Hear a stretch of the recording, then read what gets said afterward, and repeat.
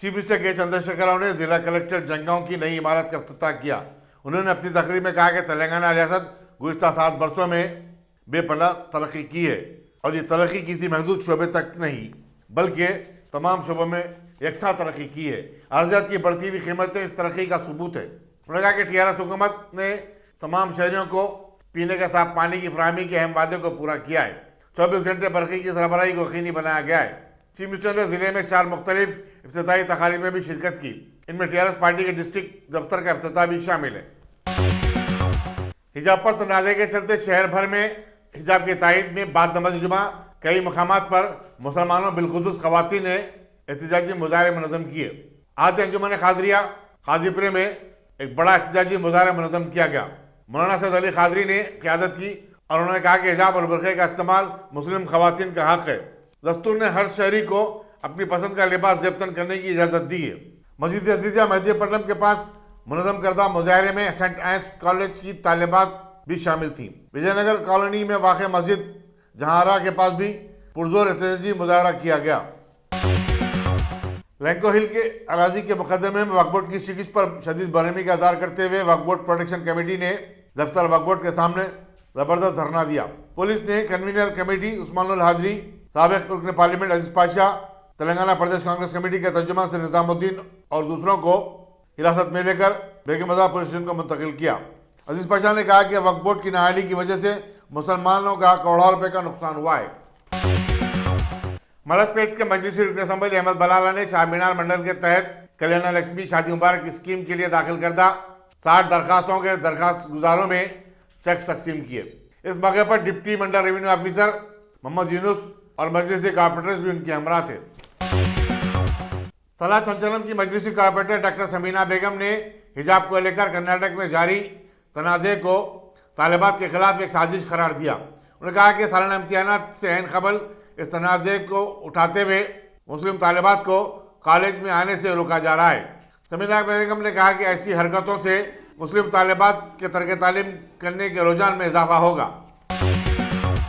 सदर नशीन रियासती वक्फ बोर्ड मोहम्मद सलीम ने बाद नमाज जुमा विद्यानगर की मस्जिद के पास ज़रूरतमंद तालिबात में मलबूसात और नोटबुक तकसीम किए। उन्होंने ख़वातीन को मलबूसात का जोड़ा भी तोहफे के तौर पर पेश किया। इस मौके पर मस्जिद कमेटी के जिम्मेदार भी मौजूद थे। तेलंगाना भर के अजला में तेलुगु फिल्म FIR पर पाबंदी आयद करने का मुतालबा करते हुए एहतजाज किया जा रहा है। इस फिल्म के पोस्टर में कलमे तैयबा भी शाया किया गया है। तांडरू में शांति महल थिएटर के पास जुमेरात को सैकड़ों मुसलमानों ने जमा होकर इस फिल्म की नुमाइश पर एहतजाज किया और पोस्टर की शायद पर मुकदमा दर्ज करने का पुलिस से मुतालबा किया। मुकामी मुसलमानों के वफद ने, जिसमें तमाम सियासी जमातों के कायदीन शामिल थे, सुप्रीटेंडेंट पुलिस NK रेड्डी से मुलाकात की। चुनाचे उन्होंने जिले भर में ऐसे पोस्टरों को निकाल देने की पुलिस अहदेदारों को हिदायत दी। यहाँ बताना जरूरी होगा कि बेशतर फिल्मों में मुसलमानों के दहशतगर्द और विलन के रूप में दिखाया जाता है और अब ये फैशन भी बन चुका है। लेकिन पहली मरतबा ऐसा हुआ है कि किसी पोस्टर में कलमे तैयबा को नुमाया तौर पर दिखाया गया। पुलिस बंजारा ने खुद को एक सीनियर पुलिस अहदेदार जाहिर करते हुए एक शख्स को डराने और धमकाने वाले retired reserve inspector Kishan Rao को गिरफ्तार कर लिया है। Assistant commissioner police Banjara hills Sudarshan ने मीडिया को बताया कि अराजी के तनाज़े को हल करने का वादा करते हुए किशन राव ने करीमनगर के अब्बास नामी शख्स के पास से 39 लाख रुपए लिए थे। काम न होने पर अब्बास ने रकम की वापसी के लिए इसरार किया तो किशन राव ने उसे अपनी एयरगन से डराया और धमकाया। चैतन्यपुरी पुलिस ने कारों के सारिकीन की एक बैनुल रियासती टोली को गिरफ्तार करते हुए उनके पास से 84,94,000 रुपये मालियती 5 कारें और 2 टू व्हीलर्स बरामद किए।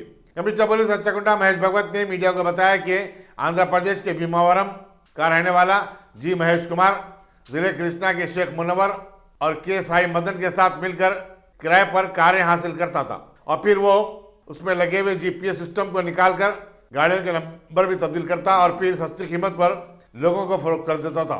मलकपेट पुलिस जी महेश को कारों के सरके के सिलसिले में 2017 में भी गिरफ्तार कर चुकी है।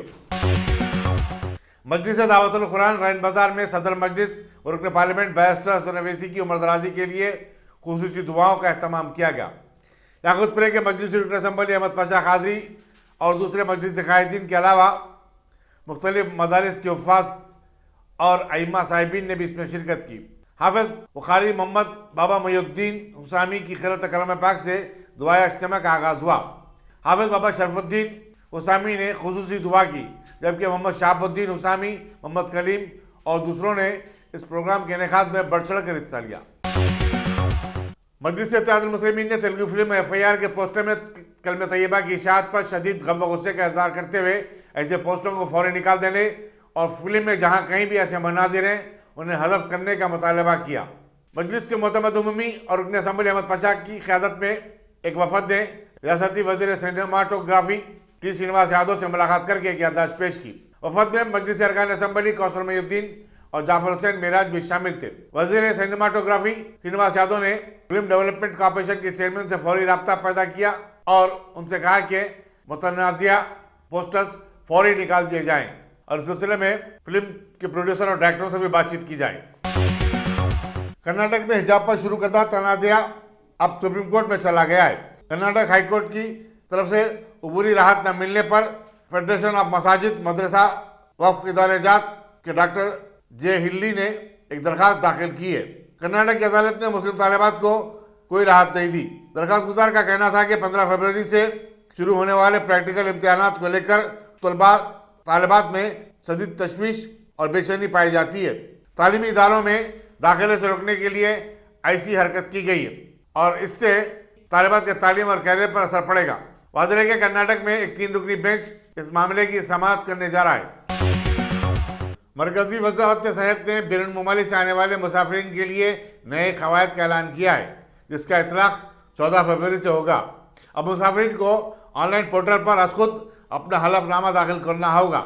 उन्हें सफ़र के आगाज़ से 72 घंटे कराए गए RT-PCR टेस्ट की रिपोर्ट भी अपलोड करनी होगी। एयरलाइन सिर्फ ऐसे मुसाफिरीन को ही तैयारे में सवार होने की इजाज़त देगी जो अमल पूरा करते हैं। वाज़ेह है कि कोरोना वायरस की तीसरी लहर के आगाज़ पर हुकूमत ने बैरून मुसाफिरीन के लिए 1 हफ्ते के होम क्वारंटाइन की शर्त लगाई थी। सुप्रीम कोर्ट के चीफ जस्टिस NV रमना ने कहा कि हिजाब के मसले पर पैदाशुदा तनाज़े को तूल देने की ज़रूरत नहीं है।